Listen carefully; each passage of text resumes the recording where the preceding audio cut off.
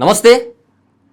ఈరోజు ఈ దేశంలో ఉన్నటువంటి 145 కోట్ల మంది ప్రజలు ఇంత హాయిగా, ఇంత స్వేచ్ఛగా బతుకుతున్నారంటే దానికి కారణం ఒకే ఒక్క వ్యక్తి శక్తి.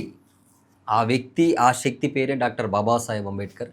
ఆయన ఈరోజు జన్మించినటువంటి రోజు 135వ జయంతి సందర్భంగా ఒక వ్యక్తిని ఆల్రెడీ మీకు పరిచయం చేసినాం మనం ఛానల్ వేదికగా. సో అనేక అంశాలు మాట్లాడదాం. అసలు ఏంటి అంబేద్కర్ జయంతి అంటే కేవలం జెండాలు పట్టుకొని డీజేలు సాంగ్స్ పెట్టుకొని రోడ్ల మీద తిరుగుడేనా, లేకపోతే ఆయన కలలు కన్నటువంటి ఆశయాలను నెరవేరిస్తే అది అంబేద్కర్ సిద్ధాంతం అంటారా? అసలు ఏంటి ఇప్పుడు చేస్తున్నటువంటి అంబేద్కర్ సిద్ధాంతం అని చెప్పి మరి అంబేద్కర్ రాజ్యాంగాన్ని పట్టుకొని మీరు రాజ్యం మీద పొమ్మన్నాడు. మరి ఇప్పుడు ప్రస్తుతం జరుగుతున్నటువంటి పరిణామాలు ఎట్లున్నాయి మాట్లాడదాం. నమస్తే. సో ఏంటి అసలు అంబేద్కర్ సిద్ధాంతం అని చెప్పి చాలామంది కూడా కేవలం అంబేద్కర్ జయంతి ఉత్సవాలు చేస్తారు, ఆయన వర్ధంతి ఉత్సవాలు చేస్తారు. అసలు అంబేద్కర్ ఏం చేయమన్నాడు, ఇప్పుడు ఈ సమాజం చేస్తున్నది ఏంటి, ఏం చెప్తారు దానికి? నిజానికి అంబేద్కర్ ఈ సమాజానికి చేసిన కృషిని మనం ఎంత చెప్పినా తక్కువే. అయితే ముఖ్యంగా ఆయన చెప్పింది కూడా ఏంటంటే నా వాళ్లకు, నా ప్రజలకు ఏమొస్తుంది ప్రతి దాంట్లో కూడా. ఓకే, అధికారంలో లేనట్లయితే నా ప్రజలకు లభించేది ఏం లేదు. కాబట్టి అధికారం అనేది చాలా ముఖ్యమైనది. తన ఫోకస్ అంతా అధికారం మీదనే ఉంది. ఆ తర్వాత తను పోటీ చేసినా కూడా గెలవకుండా పాలక వర్గాలు, అగ్రకుల భూస్వామ్య శక్తులు అతన్ని ఓడించడం కోసం చాలా ప్రయత్నాలు చేసిండ్రు. ఓకే, కొంత డెమోక్రటిక్గా ఉండేవాళ్ళు లేదా ఈ సమాజం మార్పును కోరుకునే వాళ్ళు సపోర్ట్ చేయడం వల్ల ఆయన కూడా ఎన్నిక కాబట్టి పార్లమెంటుకు పోయి మంత్రిగా పనిచేసిన, న్యాయశాఖ మంత్రిగా పనిచేసిన ఒక పరిస్థితి ఉన్నది. అయితే ఈ సందర్భంగా మనం ఆలోచించాల్సింది, మీరు ఏదైతే ప్రశ్న అంటుండ్రో, అంబేద్కర్ గారు రాజ్యాంగ యంత్రాన్ని రాసిండ్రు. అంటే ఒక అంబేద్కరే కాదు, ఒక కమిటీ, డ్రాఫ్టింగ్ కమిటీ. ఆ డ్రాఫ్టింగ్ కమిటీ కలిసి చర్చించుకొని ఆ అభిప్రాయాలని రాజ్యాంగంలో పొందుపరచడం జరిగింది. కానీ అంబేద్కర్ గారికి దాంట్లో కూడా ఇంకా కొన్ని భిన్నాభిప్రాయాలు ఉన్నాయి. ఉదాహరణకు భూమి సమస్య ఉంది. భూమి జాతీయం చేయాలనే దాంతో పట్టుబట్టిండు. కానీ అగ్రకులాలకు సంబంధించిన భూస్వామ్య శక్తులకు సంబంధించిన ప్రతినిధులు ఏం చేసిండ్రు, భూమిని జాతీయం చేయకుండా అడ్డుకోవటం అనే దాంతో జరిగింది. అసలు ఇవాళ భూమి కనుక జాతీయం చేయబడితే అనేక మందికి ఉద్యోగాలు ఇవ్వడానికి అవకాశం, ఇవాళ ఆ రోజే అనేక మందికి ఉద్యోగాలు. ఎందుకంటే మన భారతదేశం వ్యవసాయక దేశం, 70% రైతాంగంతో కూడుకున్న దేశం. ఈ 70% అనేది ఒక పెద్ద సెక్టార్. ఈ పెద్ద సెక్టార్లో అనేక మందికి ఉద్యోగ అవకాశాలు వచ్చేది. దానికి చదువు ఈ క్రైటీరియాలు కూడా ఆనాటికి ఇప్పటికి కూడా వ్యవసాయం చేసే రైతులు చదువుకొని ఆ చదువు ద్వారా విజ్ఞానవంతులై ఆ విజ్ఞానం ద్వారా వ్యవసాయం చేస్తున్నట్టు లేదు. ఒక రకంగా అనేక నష్టాలు పొందుతూ అసలు వ్యవసాయం చేసే వాళ్ళల్లో ఎలాంటి ప్రతిఫలం లేకుండా, లాభం లేకుండా సమాజం కోసం సేవ చేస్తున్న రైతులు ఎవరైతుండ్రో వాళ్ళ అభ్యున్నతి కోసం, వాళ్ళ అభివృద్ధి కోసం పాటుపడిన పరిస్థితి లేదు. వీటన్నిటిని చూసి ఆయన జాతీయం చేయాలని అంతా చెప్పిండు. ఈ అసమానతలు పోవాలనుకున్నా పోతే ఒకటి చదువు అనేది కంపల్సరీ ఉండాలి. అందుకని రాజ్యాంగంలో చదువుని, వైద్యాన్ని పొందుపరచడం జరిగింది. ఈ రెండు ముఖ్యమైన అంశాలు. సమాజంలో ఇవాళ ఖర్చు పెడుతున్న దాంట్లో, ప్రజలు ఖర్చు పెడుతున్న దాంట్లో దాదాపు 50 to 60% విద్యా వైద్యం కోసం ఖర్చు పెడుతున్నారు. మిగతా టాక్సేషన్ పేరుతో కూడా పోతున్నాయి. ఇప్పుడు ఉదాహరణకు జిఎస్టీ ఉంది. జిఎస్టీ ఏంటిది, ప్రతి దాంట్లో కూడా జిఎస్టీ పేరుతో మన కట్టే పన్ను వెళ్తుంది. అందుకని ఈ మధ్యన కూడా పార్లమెంట్లో కొన్ని చర్చలు జరిగినాయి. దేని మీద ఎంత పన్నులు విధిస్తుండ్రు అనే దాంతో, టోల్ ట్యాక్స్ ఏంది, లేకపోతే ఇంకోటి ఏంది, ఇట్లా ఈ రకంగా అనేక జరిగినాయి. ఇదంతా కూడా పేదోళ్ళ మీదనే పన్నులు విధించడం జరుగుతుంది, ఉన్నోళ్ళకి మినాయింపు ఇవ్వటం జరుగుతుంది. ఇప్పుడు నా క్వశ్చన్ ఏంటంటే, అంబేద్కర్ గారు తన జీవితం అంతా కూడా ఈ దేశంలో ఉన్నటువంటి అన్ని వర్గాల ప్రజల కోసం పోరాటం చేశాడు. ఎందుకు కేవలం అంబేద్కర్ని 1-2 కులాలకే పరిమితం చేసేటటువంటి కార్యక్రమం జరుగుతున్నది? ఇది కుట్ర అంటారా, లేకపోతే ప్రజాస్వామ్యంలో వాళ్ళు చేసేది కరెక్ట్ అంటారా? అసలు అంబేద్కర్ వాస్తవం మాట్లాడుకుంటే ఆయన జీవితకాలం అంతా కూడా పోరాటం చేసింది ఎక్కువ కూడా అన్ని వర్గాల ప్రజల కోసం. ఆయన పుట్టినటువంటి కులం కోసం కావచ్చు, ఎస్సీ ఎస్టీ ఈ ప్రజల కోసం తప్పితే ఎక్కువ బీసీల కోసం ఆయన పోరాటం చేసిండు. ఆయన చేస్తున్న పోరాటంలో బీసీలు కూడా ఆ రోజు పాల్గొనలే. మరి ఈ రోజు ఎందుకు ఒక కులానికి ఒక వర్గానికే సొంతం చేస్తారు అంబేద్కర్? ఈ పాయింట్ కరెక్టే అంటారా? కరెక్టే. ఇప్పుడు నేనేమంటున్నంటే అంబేద్కర్లో ఎలాంటి పార్షియాలిటీ లేదు. ఓకే, చైతన్యవంతం కావాలి. ఇప్పుడు బీసీలు కూడా ఉండి అనుకుందాం, బీసీలు కూడా చైతన్యవంతం కావాలి, పోరాడాలి, పోరాడడం ద్వారా సమస్యలను పరిష్కరించుకోవాలి. అట్లనే కమ్యూనల్ అవార్డు మహిళలకు సంబంధించిన అంశం ఉంది. మహిళలు రెండవ శ్రేణి పౌరులుగా గుర్తించబడుతున్న పరిస్థితుల్లో లేదు, వీళ్ళు ఇట్లా అన్యాయానికి గురవుతున్నారనే దాంతో ఆ రోజు ఆయన కొట్లాడడం వల్ల వాళ్ళు చదువుకోవడానికి కానీ, ఉద్యోగాలు చేయడానికి కానీ, ప్రతి రంగంలో కూడా ముందు వరుసలో ఉండడానికి ఉపయోగపడింది. కాబట్టి అంబేద్కర్ని కావాలని కుట్రపూర్తిగానే ఏది ఎస్సీ ఎస్టీలు అనే దాంతో అటువైపు నెట్టడం అనేది జరుగుతుంది. అంబేద్కర్లో ఒక విశాలమైన దృక్పథం ఉంది, విశాలమైన భావజాలం ఉంది. ఈ సమాజంలో అసమానతలు ఉండొద్దు, సామాజిక న్యాయం అమలు జరగాలి అనే దాంతో ఆ సామాజిక న్యాయాన్ని పొందుపరచుకోవడం జరిగింది రాజ్యాంగంలో కూడా.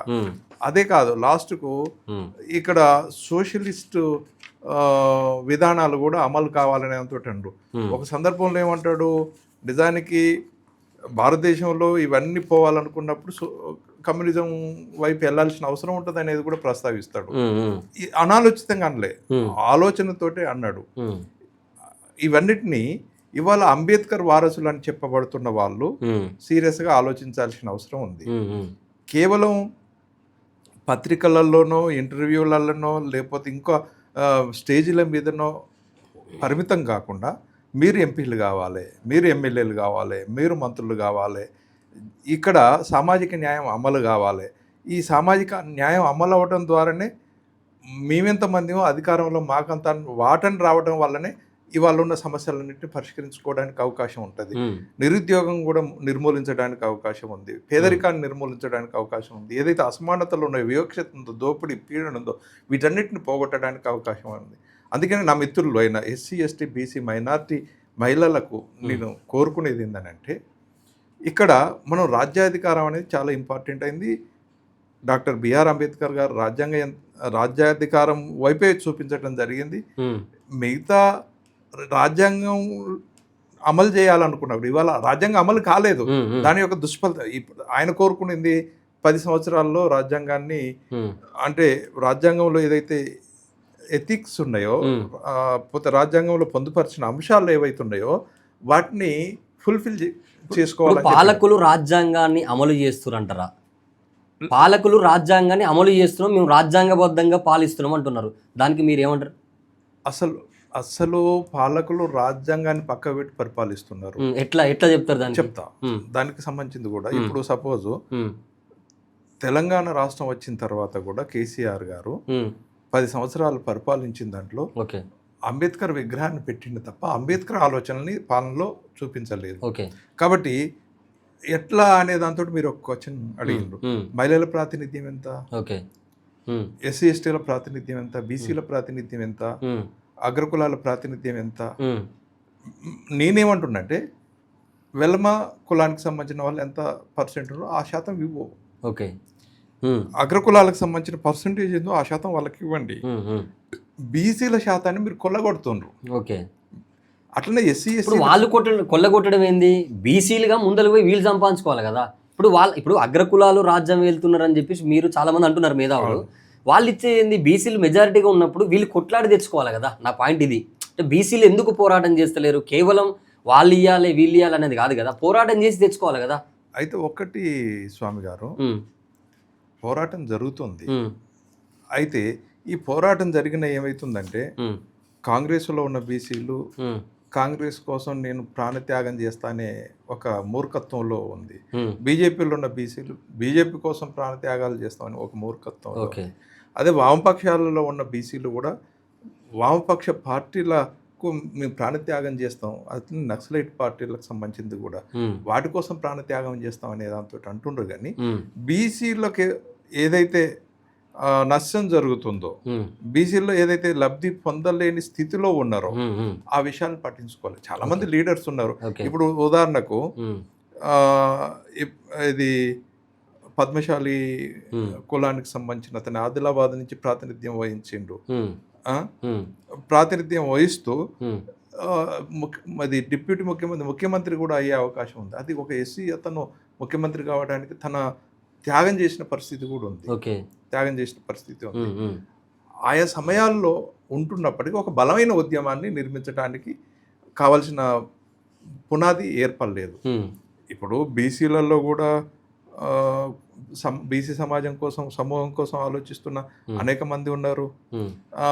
పోతే ఎమ్మెల్యేలుగా పోటీ చేసిన తర్వాత కూడా వ్యక్తిత్వాన్ని, ఆత్మగౌరవాన్ని పెంపొందించుకొని ఉన్నవాళ్ళు కూడా ఉన్నారు.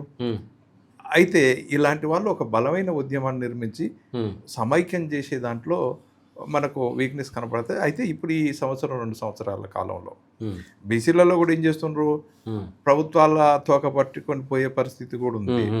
అసలు ఒక విజన్ లేక ఇప్పుడు అసలు బీసీ విద్యార్థుల విషయంలో కావచ్చు, స్కాలర్షిప్ల విషయంలో, సీట్ల విషయంలో, ఉద్యోగాల విషయంలో ఆర్ కృష్ణయ్య గారు గొప్ప పాత్రని పోషించారు. కానీ రాజకీయంగా ఆయన ఒక విజన్ లేకుండా బూర్జువా పార్టీలలో తోక పట్టుకొని పోతుండ్రు. ఇప్పుడు బూర్జువా పార్టీలు కూడా ఏం చేస్తున్నాయి, ఆర్ కృష్ణయ్యని అంత చెట్టు ఎక్కించే పరిస్థితి తీసుకొస్తున్నాయి. కానీ మరి ఆర్ కృష్ణయ్య ఏదైతే బీసీల రాజ్యాధికారం అనే దాంతో చెప్తూ వచ్చిండో దానికి ఒక పార్టీ ఉండాలి. పార్టీ లేకుండా రాజ్యాధికారం వైపు అగ్రకుల పార్టీలలో బీసీల రాజ్యాధికారం చేయడం అనేది సాధ్యం. ఇంకోటి మీరు అన్నారు కాబట్టి చెప్తున్నా. ఇప్పుడు ఆర్ కృష్ణయ్య పార్టీ పెట్టాలి, ఏదో అట్లా ఉండడం కాదు, బీసీ ఉద్యమం కాదు, పార్టీ పెట్టాలంటారు. ఇప్పుడు బీసీలలోనే చాలా మంది కూడా అనేక రాజకీయ వేదికలు పెట్టుకొని ఉన్నారు. మరి వీళ్ళు ఒకరినొకరు కలవరు. మరి ఒకరినొకరు కలవనప్పుడు బీసీల రాజ్యాధికారం ఎట్లా వస్తుంది? Question mark. ఇది ఎవరు చెప్తలేరు. బీసీల రాజ్యాధికారం అని చాలా మంది అంటున్నారు, మేధావులు, చాలా మంది ఉద్యమకారులు అంటున్నారు. కానీ ఎట్లా పాసిబుల్ అవుతుంది? బీసీలందరూ కలిసి రాజ్యాధికారం అన్నప్పుడు ఈ వేదికలన్నీ కలిస్తే కదా రాజ్యాధికారం చేయాల్సింది, కొట్టాల్సింది అప్పుడే కదా. ఎట్లా సాధ్యమవుతుంది? అందరూ ఎవరికి వాళ్ళు విచ్చలు విడిగా ఉంటున్నారు, ఎట్లా సాధ్యమవుతుంది? ఒకటి స్వామి, ఇప్పుడు ఏమైతుంది, పాలను వేడి చేసి తోడేస్తేనే పెరుగవుతుంది. విన్నావా?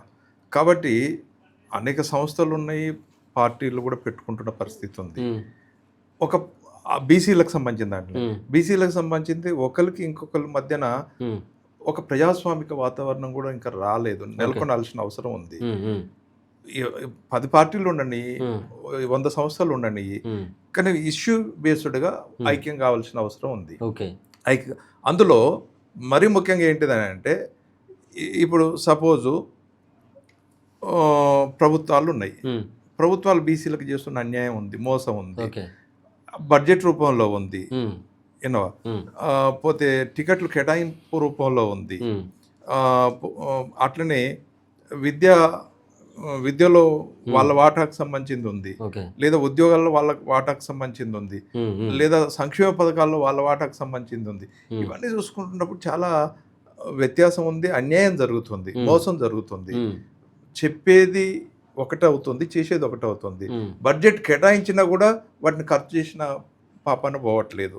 అట్లా ఈ రకంగా మొత్తంగా చూసుకున్నప్పుడు బీసీలే కాదు, ఎస్సీ ఎస్టీలు, మైనార్టీలు కూడా వీళ్ళందరికీ అన్యాయానికి గురవుతుంది.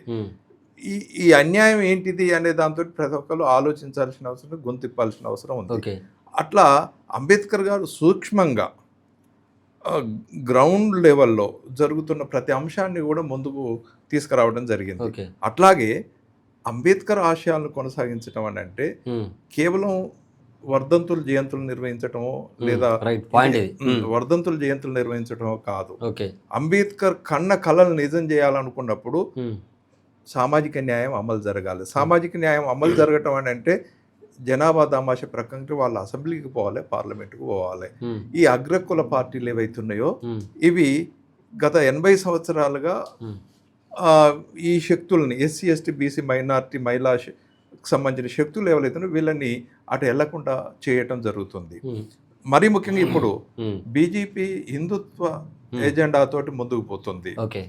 హిందుత్వ ఎజెండాతోటి ముందుకు పోతున్నప్పుడు చెప్తుంది, నేను మహిళల్ని రాష్ట్రపతిని చేసినాం, మైనార్టీలను ఉపరాష్ట్రపతిని చేసినావు, లేదా మైనార్టీలను దళితులను కూడా రాష్ట్రపతిని చేసినావు అని అంతటి నువ్వు రాష్ట్రపతిని చేసినావు, కానీ వాళ్ళకే గౌరవం లేదు. ఇప్పుడు మెజారిటీ ఉన్నోళ్ళు రాజ్యాన్ని పరిపాలించాలా, మైనారిటీగా ఉన్న ప్రజలు రాజ్యాన్ని పరిపాలించాలంటే దీనికి ఏం చెప్తారు శ్రీనివాస్ గారు ఏం చెప్తారు దీనికి? తప్పకుండా మెజార్టీ ప్రజలే పరిపాలించాలి. ఓకే.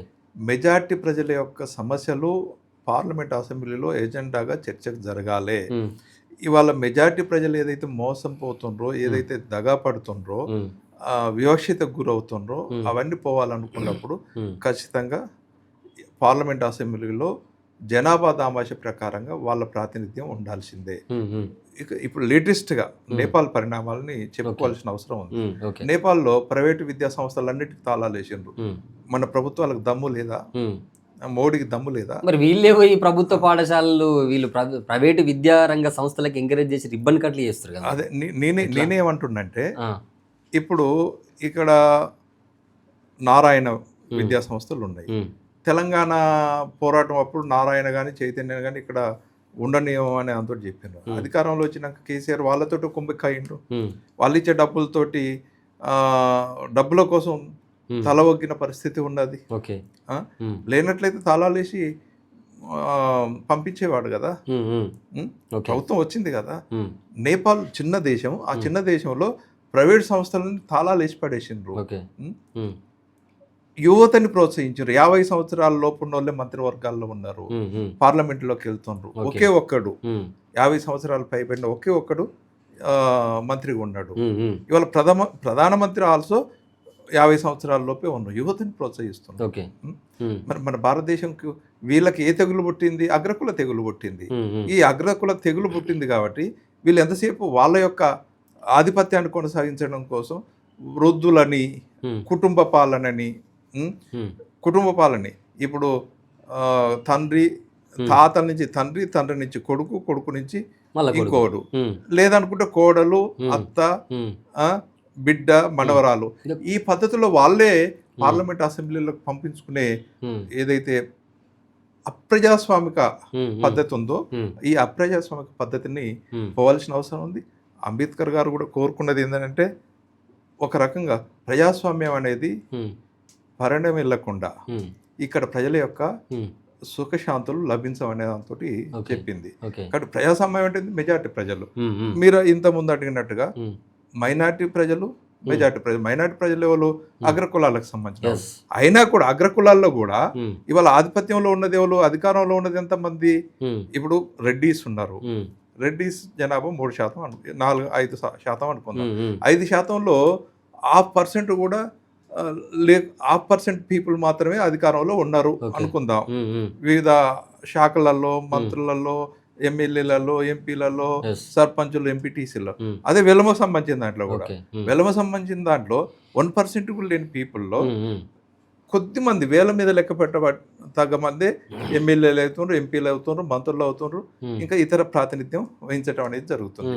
వాళ్ళు కూడా వివక్ష, అందులో ఉన్న పేదలు కూడా ఉన్నారు, అందులో ఉన్న దోపిడీకి గురవుతున్న వాళ్ళు కూడా ఉన్నారు. కాబట్టి నేననేది ఏంటంటే వాళ్ళకే ఇవ్వాలి. ఎవరికి? ప్రజాస్వామిక ఆకాంక్షలతో ఉన్న వాళ్ళు మాత్రమే. ఆ కులాల్లో కూడా, అగ్రకులాల్లో కూడా ప్రజాస్వామిక ఆకాంక్షలు ఉండి, ఈ ప్రజల పట్ల కమిట్మెంట్ ఉండి, ఈ దేశం పట్ల కమిట్మెంట్ ఉన్న వాళ్ళే పార్లమెంటుకి, అసెంబ్లీకి పోయేటట్టుగా. అంబేద్కర్ గారు రాజ్యాంగం రాసి ఓటు హక్కునిచ్చింది ఎవరైతే ఈ అణగారిన వర్గాల ప్రజలు కావచ్చు, లేకపోతే ఈ మెజారిటీగా ఉన్నటువంటి ప్రజల్ని అధికారంలోకి దూరం చేశారు. కాబట్టి వీళ్ళు అధికారంలోకి రావాలంటే వీళ్ళు ఓటు వేసుకోమని చెప్పిండు. కానీ అంబేద్కర్ కేవలం చదువుకొని ఉద్యోగం సంపాదించమని, ఉద్యోగం చేసుకొని నీ కుటుంబంతో ఉండమని అని చాలామంది అంటున్నారు బయట. అంబేద్కర్ ప్రత్యక్షంగా రాజకీయాలు కూడా చేసి చూపించాడు కదా. మీరేమంటారు? అంబేద్కర్ అంటే పాలిటిక్సా, లేకపోతే ఉద్యోగం చేసుకొని ఇంటికి పరిమితం కావంటారా? మీరేం చెప్తారు? ఖచ్చితంగా రాజ్యాధికారంలో భాగం కావాలి. అంబేద్కర్ చెప్పిన దాంట్లో ఒక ఉద్యోగం చేసుకో అనే దాంతో ఎక్కడే చెప్పలేదు. రెండవది, ఉద్యోగం చేసుకోవాలనుకున్న నీ వాళ్ళకి నీకు సరైన న్యాయం జరగాలనుకుంటే నీకు రాజ్యాధికారం రావాలి. నువ్వు రాజ్యాధికారంలో ఉండకుంటే నీ వాళ్ళకి న్యాయం జరగదు. ఇవాళ ఎస్సీ ఎస్టీలకు కూడా జనాభా పెరుగుతుంది కానీ వాళ్ళకు కూడా జరుగుతుంది ఏంది? ఇప్పుడు సపోజ్ ఢిల్లీలో పార్లమెంటుకు సంబంధించి అందులో ఉన్న ఉద్యోగాల లెవెల్ బ్రాహ్మణ్స్ 3% లేని బ్రాహ్మణులు 90%, 95%, 98%, 70% ఉద్యోగాలు ఆక్రమించుకుని ఉంటారు. ఇంత రిజర్వేషన్ అని చెప్తున్నప్పటికీ, ఐఏఎస్ ఐపీఎస్లో ఎవరు ఉన్నారు? ఎస్సీల వాటా ఎంత, ఎస్టీల వాటా ఎంత, బీసీల వాటా ఎంత, 1, 2, 3, 4 అంతకంటే ఎక్కువ లేదు. మిగతా వాటా అంతా ఎవరు అగ్రకులాల్లో కొట్టేస్తున్నారు. అందులో అగ్రకులాల్లో కూడా బ్రాహ్మణులే అత్యధిక అవకాశాలని పొందుతుంది బ్రాహ్మణులే. కాబట్టి ఇక్కడ మనం తీవ్రమైన అన్యాయానికి గురవుతున్నాం. అట్లనే ఎవరన్నా నీతి నిజాయితీగా ప్రజల కోసం పనిచేద్దామని ముందుకు వచ్చిందో వాళ్ళని లూప్హోల్లో వేస్తున్న పరిస్థితి ఉంది. కాబట్టి ప్రజలకు ఎక్కడ న్యాయం జరుగుతుంది? ప్రజల పట్ల కమిట్మెంట్ ఉండి పనిచేద్దాం అనుకున్నామని చేయనీయకుండా అడ్డుకుంటున్న పరిస్థితి ఈ పొలిటికల్ సిస్టమ్ అడ్డుపడుతుంది. కాబట్టి వీటన్నిటిని మనం దృష్టిలో ఉంచుకున్నప్పుడు అంబేద్కర్ గారి ఆశయాలను కొనసాగించటం అంటే రాజ్యాధికారంలో వాటా వైపు వెళ్ళాలి. ఈ జనాభా దామాష ప్రకారంగా వాళ్లకు రాజ్యాధికారంలో వాటా ఉండాలి, సామాజిక న్యాయం అమలు జరగాలి. దానితో పాటు విద్యా ఉద్యోగ రంగాల్లో ప్రతి దాంట్లో కూడా జనాభా దామాష ప్రకారంగా వాళ్ళకు వాటా వచ్చినప్పుడు మాత్రమే ఈ సమాజంలో ఉన్న వ్యత్యాసాలు పోతాయి, నిరుద్యోగం పోతుంది, మరొకటి పోతుంది. కాబట్టి ఫస్ట్ నేను కూడా డిమాండ్ చేసిందంటే భూమిని జాతీయం చేయాలి. ఈ అగ్రకులాల చేతిలో బందీ అయి ఉన్న భూమి ఏదైతుందో ఈ బందీ అయిన భూమిని విడుదల చేయాలి. ఎట్లయితుంది పాసిబుల్? ఎట్లయితుంది? ఇప్పుడు అధికారం వాళ్ళ దగ్గర ఉన్నప్పుడు, అధికారం మొత్తం వాళ్ళ దగ్గర ఉన్నప్పుడు మనం ఏది విడుదల చేయాలన్నా మనం ఏం చేయాలన్నా నీ దగ్గర అధికారం ఉండి నువ్వు సంతకం పెట్టాలి కదా సార్. ఎట్లా పాసిబుల్ అవుతుంది? అదే అందుకనే నేనేమంటున్నా, రాజ్యాధికారం ద్వారానే సాధ్యమవుతుంది. ఇప్పుడు నేపాల్ వాళ్ళు ఉన్నారు, ఇప్పటిదాకా ప్రభుత్వాలు ప్రైవేట్ విద్య విషయంలో తాళాలు వేయలే. ఇప్పుడు నేపాల్ వాళ్ళు ప్రైవేట్ విద్యకు తాళాలు వేసిండ్రు. అధికారం ఉంది కాబట్టి తాళాలు వేసిండ్రు. ఇక్కడ కూడా అది సాధ్యం కాని ముచ్చటేం కదా, ఏది సాధ్యం కాని ముచ్చటేం లేదు, ప్రతి సాధ్యం అవుతుంది. కానీ చిత్తశుద్ధి ఉండాలి, దాని లక్ష్యానికి అనుగుణంగా వెళ్ళే ఒక విజన్ ఉండాలి. ఆ విజన్ లేకుండా, చిత్తశుద్ధి లేకుండా సాధ్యం కాదు. కాబట్టి ప్రతిదీ ఇండియాలో కూడా ఇవన్నీ ఎప్పుడో పోగొట్టడానికి అవకాశం ఉన్నది. కానీ అగ్రకులాలు ఏం చేస్తున్నారు, భారత రాజ్యాంగాన్ని పక్కకు పెట్టి వాళ్ళ రాజ్యాంగం ఏదైతుందో వాళ్ళ రాజ్యాంగాన్ని అమలు చేస్తున్నారు. కాబట్టి అగ్రకులాలే ఎక్కువ లబ్ధి పొందుతున్నాయి. భూములు వాళ్ళకే, ఫ్యాక్టరీలు వాళ్ళకే, చదువులు వాళ్ళకే, ఉద్యోగాలు వాళ్ళకే, ఇట్లా ఈ రకంగా ఎమ్మెల్యేలు వాళ్ళే, ఎంపీలు వాళ్ళే, మంత్రులు వాళ్ళే. కాబట్టి వాళ్ళదే కొనసాగుతుంది. రాజ్యాంగం ఎక్కడ అమలు అవుతుంది? కేవలం పేరుకు మాత్రం రాజ్యాంగం మీద ప్రమాణం చేయటమో, లేకపోతే ఆత్మసాక్షిగా ప్రమాణం చేయటం, లేదా దేవుని సాక్షిగా ప్రమాణం చేయటం తప్ప వాళ్ళెవ్వరూ కూడా ఎథిక్స్ ఉన్న లీడర్స్ కాదు, ఎథిక్స్ ఉన్న పార్టీలు కాదు. ఇవి కేవలం ఒక వాళ్ళ వర్గ దృక్పథం, వాళ్ళ కుల దృక్పథం అనుగుణంగా పరిపాలన చేసింది తప్ప భారత రాజ్యాంగాన్ని అమలు చేసిన దాఖలాలు లేవు. కాబట్టి ఇవాళ ఈ పరిస్థితులు ఉన్నాయి. ఇప్పుడు బహుజన రాజ్యం సాధ్యమా అనే క్వశ్చన్ మార్క్ ఉన్నప్పుడు, బహుజన రాజ్యం సాధించాలంటే అంబేద్కర్ ఉద్యమం చేయాల్సిన సందర్భం, యుద్ధం చేయాలనా? ఇప్పుడు ఒకటి, ఏదైనా అడిగితే ఇచ్చే దిశ పోయింది, ఉద్యమాలు చేయాల్సిందే. అందుకని ఏమంటాడు తను కూడా ఒక 3 ట్యాగ్ లైన్: అధ్యయనం, పోరాటం, సమీకరణ. ఈ 3 అంశాలకు సంబంధించింది ఏదైతుందో ఖచ్చితంగా చేయాల్సిందే. అధికారం రావాలన్నా, సమాజం మార్పు పొందాలన్నా అవతల వర్గాలు అధికారం యొక్క రుచిని చూసినాయి. కాబట్టి ఆ అధికారాన్ని అంత ఈజీగా వదులుకుంటాయని అనుకోకూడదు కూడా. అందుకని అంబేద్కర్ని కూడా ఎన్ని బాధలు పెట్టాలో అన్ని బాధలు పెట్టారు. అసలు అంబేద్కర్ని బాధలు పెట్టిన అగ్రకులాలు కాదు, మన దళితుల నుంచే తను బాధలు పెట్టిన పరిస్థితి ఉంది. అతను అర్థం చేసుకున్న పరిస్థితి లేదు. ఇది ఎక్కడ ఉంది మూలాలు? దీని మూలాలు ఎక్కడ ఉన్నాయి? ఆర్థిక మూలాల్లో ఉన్నాయి. అగ్రకుల పార్టీలు మన ఎస్సీ, ఎస్టీ, బీసీల నుంచి, మహిళల నుంచి వాళ్ళ యొక్క ప్రాతినిధ్యాన్ని వాళ్ళ కంట్రోల్లో ఉంచుకోవటం వల్ల ఎవరైతే నిజంగా ఈ వ్యవస్థ మారాలని కోరుకుంటుండ్రో, పోరాడుతుండ్రో, ప్రజలను సమీకరిస్తుండ్రో వాళ్ళ పట్ల అనేక రకాలైన దాడులు చేయించిన సంఘటన ఉంది. అట్లా డాక్టర్ బిఆర్ అంబేద్కర్ మీద కూడా అనేక దాడులు చేయించిన పరిస్థితి ఉంది. దాడులు చేసిన వాళ్ళు మన వాళ్ళే, వాళ్ళకి కూడా అది కొనసాగుతూ వస్తుంది. కాబట్టి ఒక స్పష్టత రావాల్సిన అవసరం ఉంది. మన వాళ్ళకు కూడా స్పష్టత రావాల్సి, మనం ఎక్కడ మోసపోతున్నాం, ఎక్కడ అన్యాయానికి గురవుతున్నాం, ఎక్కడ దోపిడీకి గురవుతున్నాం, ఎక్కడ వివక్షకు గురవుతున్నది మనకు స్పష్టమే. కానీ ఇది పోవాలనుకున్నప్పుడు మనం రాజ్యాధికారంలో మన వాటాన్ని మనం సాధించుకోవాలి. అంబేద్కర్ సిద్ధాంతకర్తలకు, అంబేద్కర్ వాదులకు బహుజన రాజ్యం అని చెప్పి పొద్దున్న లేసి తిరిగేటోళ్లకు మీరేం చెప్పాలనుకుంటున్నారు ఫైనల్గా? రాజ్యాధికారం ఎట్లా సాధ్యమవుతుంది అంటే ఏం చెప్పాలనుకుంటున్నారు ఫైనల్గా? ఇప్పుడు ఎవరైతే అంబేద్కర్ వాదాన్ని భుజాన్ని వేసుకొని ముందుకు పోతున్నారో వాళ్ళు గ్రామాలకు వెళ్ళాల్సిందే, ప్రజల దగ్గరికి వెళ్ళాల్సిందే. ఓకే. ఏ ప్రజలైతే వివక్ష, దోపిడీ, పీడన, అణచివేతకు గురవుతున్నారో వాళ్ళ దగ్గరికి వెళ్ళాల్సిందే. కేవలం ఏది విద్యా సంస్థలకో, ఉద్యోగాలకో, లేదా పట్టణాలనో, బస్తీలనో ఉండటం వల్లనే పరిష్కారం కాదు. ఇవాళకి పట్టణ జనాభా పెరిగినప్పటికీ ఇప్పుడు దాదాపు 30-32%, 35% దాకా పట్టణ జనాభా పెరిగింది. అయితే పట్టణ జనాభాలో కూడా యాజిటేషన్స్ పెంచాల్సిన అవసరం ఉంది, సమీకరించాలి. వాళ్ళు చాలా సమస్యలను ఎదుర్కొంటున్నారు. మురికి కాలువల పక్కనే చిన్న చిన్న గూడారాలు, పెద్ద పెద్ద బహుళ అంతస్తుల పక్కన చిన్న గుడిసెలు వేసుకొని ఉంటున్న పరిస్థితి ఉంది. దోమలు గర్వంగా, మలేరియా తోటి రోగపీడితులు అవుతూ. అట్లాగే గ్రామీణ ప్రాంతాల్లో కూడా మిగతా 65% ప్రజలు ఎవరైతే ఉన్నారో ఆ 65% ప్రజలను సమీకరించడానికి గ్రామాలకు వెళ్ళాల్సిన అవసరం ఉంది. అట్లా ఆ రకంగా సమీకరిస్తూ ఓటు యొక్క ప్రాధాన్యతను చెప్పాల్సిన అవసరం ఉంది. మద్యము, డబ్బుకు లొంగకుండా, వాటికి బానిసలు కాకుండా నిజంగా మీకోసం పనిచేసే వాళ్ళు ఎవరైతారో వాళ్ళని చూస్ చేసుకొని ఎన్నుకోవాల్సిన అవసరం ఉందనే దాంతో ఈ సందర్భంగా నొక్కి ఒక్క నుంచి చెప్పడం జరుగుతుంది. థ్యాంక్ యూ అండి. అయితే విషయం ఏంటంటే ఇప్పటిదాకా చాలా అంశాల మీద డిస్కషన్ చేసినాము. ఒకటే బహుజన రాజ్యం అని అంటే బహుజనులందరూ కలిసి, ఈ దళిత వర్గాలు, బీసీ, ఎస్సీ, ఎస్టీలు అందరూ కలిసి ఓట్లు వచ్చినప్పుడు అగ్రవర్ణాలకు ఓట్లు వేసి మన రాజ్యం వస్తలేదు, అంబేద్కర్ రాజ్యాంగం మన కోసం రాసిన, ఓటు మన కోసం అని ఈ మాటలు మనం కొంచెంసేపు పక్కన పెట్టి మనోడు ఎవరైనా పోటీ చేస్తే వాళ్ళకి ఓట్లు వేసే ప్రయత్నంలో గ్రామం తిరగండి అని చెప్తున్నటువంటి మాట. ఇప్పటిదాకా వారితో డిస్కస్ చేసిన ప్రతి మాటలో కూడా మనమందరం ఐక్యతమయ్యి రాజ్యాధికారం వైపు పోయే అవకాశం ఉంటుంది. మనమందరం అటు దిశగా ఆలోచించాలి. కానీ వాడు అట్లా అంటుండు, వీడు ఇట్లా అంటుండు, అందరూ అట్లనే అంటారు. వాళ్ళ పని ఏంది? ఇప్పుడు ఒకటి చూడండి, ప్రపంచ దేశాలల్లో మెజారిటీగా ఉన్న పీపుల్స్ మైనారిటీ వాళ్ళకు అనేక పథకాలు పెడతారు. కానీ ఇక్కడ మాత్రం చాలా డిఫరెంట్గా ఉన్నది.